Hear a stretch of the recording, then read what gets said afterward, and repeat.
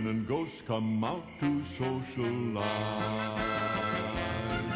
If you would like to join... And as you can see, that's a picture of Anna and all the girls dressed up in sailor costumes. Oh, good Lord. That's one of my favorite Mickey's Not So Scary Halloween pictures. I never actually wore that to the party.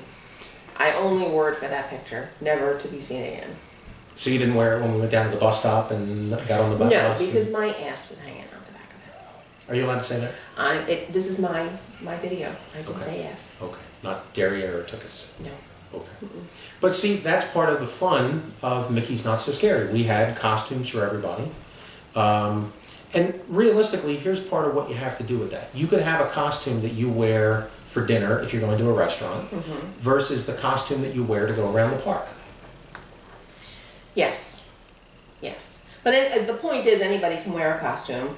There are some limitations you on can't what have, you can't have a full face mask. You can't have anything that, could hurt someone, weapons, things like that. You can't really have those. Now, can I run around with the plastic toy lightsaber things that you get from Epcot?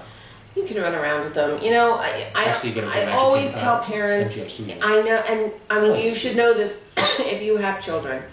They want every accessory. Yes, they want every accessory. They want the princess shoes, they want the swords, they want the eye patches, the hats, and the magic wands and all the other stuff. And after the second, even when you're home, after the second trick-or-treat stop, they want their sneakers on because their feet hurt. They don't want to carry the sword. They can't carry the trick-or-treat bag and the lightsaber and the whole bit.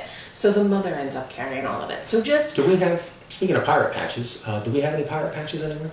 We do. There's one hanging from my rearview mirror. Yeah, in the car. From the cruise. Yeah. From the last cruise. From Pirate Night, yeah. Yeah. So, even something like that with an eye patch, somebody might buy and just toss it every time after they buy it. And they're going to find, their eye patch is going to become a $50 eye patch as opposed to $5. These are things that are easy to pack in your luggage. They're easy to throw in a backpack. They're easy to throw in a stroller and a coach if you have one. But do pare down on the accessories. You don't need to carry all of that stuff. And don't forget, if you're going to Mickey's Not So Scary Halloween Party, you're going to want to be on the rides and, doing things, going to the shows, and the stuff just becomes cumbersome. Small accessories. Granuel, if you would like to come and show us your small accessories without killing yourself or the houseplants. Sorry. What is that? It is a teeny tiny cowboy hat. That is pretty cute. It is pretty cute. I'm sorry. You said the word accessory and I was going to go upstairs to look for an eye patch because I thought me and I had shadow in our room.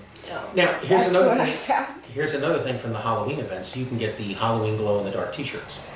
There's other Halloween events. We have a pair of matching orange Mickey and Minnie long sleeve, almost like this kind of material long sleeve. It's long sleeve but lightweight. Because October is not the dead of winter. It's still the fall. Gets a little chilly. And in Orlando, it could be, going into the party, it could be 80 degrees. We've been in Orlando when it's been 35 degrees on Halloween. But that's a souvenir that lasts. It is a souvenir that lasts. I did want to say, though, they're doing something new at Mickey's Not So Scary Halloween Party this year. It is called the Villains Sinister Soiree. Now, is this a variation on the Villains Day that just occurred? It's, I don't know if it's a variation.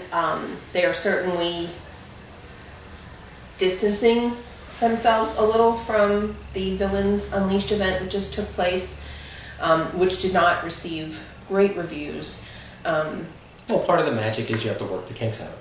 Yeah, I think though the Villain Sinister Soiree is $99 no matter your age. Are you looking here like it's written here? Yes, on top of the ticket that you've already paid for Mickey's Not So Scary Halloween Party. Now, I didn't say anything about this the last time we did it because I wanted to have some reviews. This is the first time that this has ever been done. And I have to say, the reviews are mixed. There's very few middle-of-the-road people on this. There are people that have absolutely loved the event and people that just wish they had not spent the extra almost $100. Okay, but a long time ago, we had a conversation on one of our early trips to Disney when we were before children. Because we are that kind of crazy people who went to Disney without children. We went to Disney without children, and we went to Disney before children. Yes. Because going to Disney without children just means you found a babysitter. Yes. Okay, so on one of those, they had just opened up Mickey's Toontown. Yeah. And they had just opened up the village where you walked all around and saw Mickey and Minnie's houses. Mm-hmm. And then we got to go to a private room where we had a picture taken with just the two of us with Mickey Mouse. Mm-hmm. And I made the comment to you then, it was like, I'd have paid $5 for this because you just saved us all that line of going through things. Well, and it's funny that you say that. Just I would have paid $5 for this, and I guess that's what level of value you place on this. Now, the Villain Sinister Soiree. But hold on, that was just the two of us on a casual whim. But let me tell you what this is, because you may be going totally in the wrong direction. So for $99, you get preferred viewing for the fireworks and the parade, which for some people, again, there's definite value in that. There is a reception at Cinderella's castle. In the castle. In the castle. There are special gifts only for guests of this party. Isn't there a room there that you can book and stay overnight? You cannot book it, but people have stayed overnight. Do we know any people that have stayed there? We do know people that have stayed there. And also the desserts are a little more upscale. It's not that you're getting, like a cupcake. You're getting a little more upscale desserts. The event is limited to 150 guests. Many of the nights are Ben Israel is going to be there making desserts? It's Ron Ben Israel. Ron Ben Israel. No, but it's a little. The desserts are a little bit nicer than what you would get in the theme park, or like a cookies and milk kind of thing. Again, the party is limited to 150 guests, and the party inside Cinderella's castle takes place at 10:15 and 11:45. Are there any drinks served during this? Coffees, teas, a cold drink. But it's still like the Magic Kingdom, so there's no alcohol. Exactly. Here's the thing, though. Especially what I've read for guests that have the 10:15 assigned time. You've paid $70 to go to this party. Mm-hmm. The party is a limited amount of time. You can go in at 4 o'clock.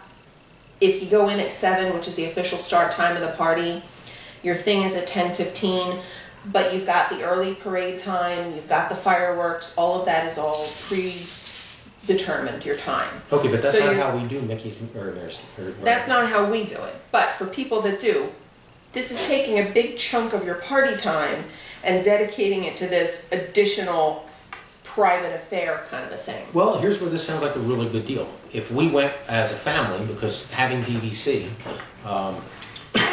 people who have DVC have had conversations on the DVC board, the one DVC board that I'm on Facebook, which is defunct. There have been discussions where people have said things like, I'd like to take a family. But there are very few people who can ever chime up and say, I've had 12 or 14 people in a DVC booking with multiple rooms. We've had that. We had that over Thanksgiving one year. Okay, but if you look at the price of this, you've paid $70. Let's not even say, the times we've taken extended family. Oh, I'm not saying take everybody. What I'm saying is that if you're on a vacation where you have an extended family, you could use this as a reward over a 2-night period to exchange who takes the kids back to the room or who takes the kids to the park. This could be a very nice couples night out event at Mickey's Not So Scary. Well, okay, yeah, it could be. And if your goal of going to Mickey's Not So Scary Halloween party is not to hit every trick-or-treat station, as it might be when you take the kids, or to do every ride or every attraction, I could see where you would find more value in the $99. You're getting, the room with the villains, you're getting the special souvenirs, which includes the autographs of all of the villains when you leave. Well, okay, as far as candy, we have walked around Mickey's Not So Scary by ourselves on one time. Yes. Excuse me, we got the bags, we walked around with the candy. On the night out, we found somebody who had an half-empty bag or a bunch of kids, and we handed it to them. Yeah. And they were ecstatic. Yeah. It's like extra free candy. Yeah, so for somebody who, again, the priority of going to the party is not to see everything and do everything, hit every trick-or-treat station, this might be a nice extra. Okay, well, but hold on. I think for $100 a person, after I've already paid $70, for just, for two of us, you're now turning this into a night that's, outrageously expensive. It could be somebody's moment to get married in a costume. What if you're a Star Wars fan and you're not getting married in costume? I mean, you might propose in costume in the castle surrounded by villains, and that's certainly interesting. But again, that goes back to the value in this.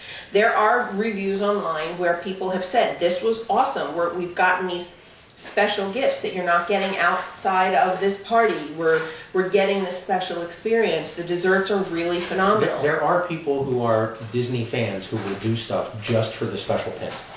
Yeah, so for those types of people, and we're not saying that there is a special pin with a date at this event, but there are There are people that will go and find great value because they're getting items that are unique to this event. But I think personally, especially if you're going with a family, for us to add this on to Not So Scary Halloween would be an additional $500. I would not do We this could with all stay 5 kids. 2 or 3 extra days for the $500, and you know. Well, with park tickets though, it's not even. Well, you know, assuming an annual pass, or you know, you could easily book 2 extra nights at a hotel. Even if you just went to the pools and did Downtown Disney, I think the value for me, just it's not there. Okay, and that's how very quickly the conversations that we have about this leaves the person who's only going to Disney once every 5 years. Because immediately our conversation has gone from Disney to Disney, Mickey's Not So Scary, with your annual pass, paying for an extra event in our DVC room with a whole bunch of people, and we're going to be back again in 2 months or a month. Yeah, if you're taking a once in a lifetime trip and you want to pull out all the stops and you want to get as much special experience and fabulous events as you can, I would recommend, instead of doing $500 on this, check into a VIP tour guide. Get the most for your theme park money and add that money onto, knowing how to maneuver around the parks and getting to see the most of the attractions and stuff. I would think the value there would be greater. If you're or rent a cabana at Blizzard Beach, something like that. If you're single and you're dating somebody and you're a big Disney fan, and it might be a thing. If you're going to be dressed as the 2 princesses, the 2 princes, a prince and princess, whatever combination of what your relationship is romantically, and you want to propose, I think this is a great way to do it, because you'd be right up there at the castle. Yeah. You'd you'd be in a limited crowd. Fabulous. I had to, I'm sorry. Yeah, you're sorry and silly. This will probably be her last time as camera operator. Well, Step back. It's your fault for telling me to do this. All right, so but that's speaking really the of thing. seasonal events, let's move on to Epcot Food and Wine Festival. We've also done this almost every year. It's Wonderful one of thing. our favorite events. Can you do it with children? You can absolutely do it with children. Yeah, there are ways to do it. You're not there to drink and get drunk and have a kegger. You're there to sample everything. It's all tapas style, tapas drinks. You imbibe with caution and with some level of maturity, and you make it as part of the exhibit going on in the park. Yeah. Yeah, and there are special events that tend to sell out. I don't know whether there's any spaces available for things like the Party for the Senses. They have special food and wine pairings, for special events that you can taste. There's culinary demonstrations, cookbook signings, all sorts of things you can buy, things you can try. You can get a DVC contract, and there are points that are available on resale or the contracts to book property right there, so you can come in the back gate and walk back and forth to the Food and Wine Festival. Those resorts are in demand, aren't they? No, you can't walk in the back gate to the Food and Wine Festival. Isn't there that You can door certainly from the buy International DVC Pavilion? points at Beach Club or Yeah. Yacht Club and walk around and come in the International Gateway to the World Showcase. Yeah, that's the back But door, there is isn't no it? some secret back door that you get in because you're a DVC owner. Those, by the way, those DVC properties, you really have to be an owner at one of those resorts in order to book. Yeah, because an their owner food can buy and wine. 9 months out. If you're not, you're 11 11 months. months. And if you're not, it's 9 or 6. 7. 7. So close. I'm well on my pearls. You are so close on all of these things. But it's a lot of fun. It's really a good way to get the kids to taste things. Everything is served tapas style. The food is, for most of the samples, it's a snack credit on the Disney dining plan. So it's a way to sample some things from various countries. You don't have to sit down, you don't have to make a dining reservation. The lines I think do that get long. describes, though, who this is good for, because we've talked about this even when we go out eating with our children. When our children go out to eat at a restaurant, we are never feeding them off the children's menu. We try not to. But our opinion has always been the stuff that's on the children's menu is not really the healthiest stuff for children to eat. It may certainly appeal more to a child's palate, but you're giving them grilled cheese and fried chicken nuggets and every day. Grilled hamburgers with cheese and order them French sushi fries. off the appetizer menu. Order them, like the variety of broiled fish or broiled shrimp or a shrimp cocktail. Something that's at least more protein, less fried. And it's a variety. And the Food and Wine Festival really caters to that. It's a chance to go around and try different stuff. If you're only going to Epcot because I want to eat a hamburger and get on the rides, well, this is something that you might be breezing right past. Yeah. And I think for some kids, especially ones that are not tall enough to do some of the more popular Epcot attractions, you know, I don't necessarily know that Epcot is the best park to spend a day, but the Food and Wine Festival is always fun. Our kids have always enjoyed it. We've let, you know, now that Eilish is 13, we've let them do the Agent P, you know, visit the different countries, solve the, you know, whatever on their own. Yeah, the mystery thing. Yeah, and you know, that lets us have a couple of minutes and, you know, get a quick bite to eat, and they're still having fun and they're still seeing things and doing things, and then they can run over and get a bite to eat and then go to the next country or station or whatever. I think the part of the fun of Epcot, though, is that if you could sit there and walk into Epcot and you know all the rides, the exhibits, the theaters, the attractions that they have, and then hit the World Showcase and go all the way around there, if you can't do that, then you haven't seen everything at Epcot. And if you can sit here and go, oh, well, Germany has a buffet thing, whatever, well, then you haven't been to the show. And you haven't been to the show during the holiday season. You have not been to every event unless you've been at one of the restaurants on Christmas Eve or New Year's Eve when that occurs in their home countries and a special event occurs. But you know, we've eaten at several restaurants. I mean, Epcot has always been our go-to park for Christmas Eve. We've always done the candlelight processional. It's kind of our way to usher in Christmas Day. And we've been to several different restaurants. And even though Christmas Day is ringing in at different times for the different countries through the World Showcase, we've really only experienced a huge celebration at the Rose and Crown in the United Kingdom Pavilion. I mean, there was a huge explosion when it hit midnight, you know, Christmas morning in the UK. Happy Christmas celebration. Yeah, I mean, it was phenomenal to be there and be a part of it. The kids were so excited. Everybody was cheering. It was Christmas morning. Happy Christmases were all over the place. But we've been to other restaurants and not had them acknowledge at all that it was Christmas morning in their country. So, I mean, that's kind of a hit or miss thing. But while we're talking about Epcot and the countries and the changes, we talked last time. You already crossed that off? No, I haven't. It's still down here. Okay. We talked last time. Can you pause this a second? So I can edit this easier. Children and ghosts come out to socialize. If you would like to join a jamboree, there's a simple rule that's compulsory. Mortals pay a token fee. Rest in peace, the haunting's free. So hurry back, we would like your company.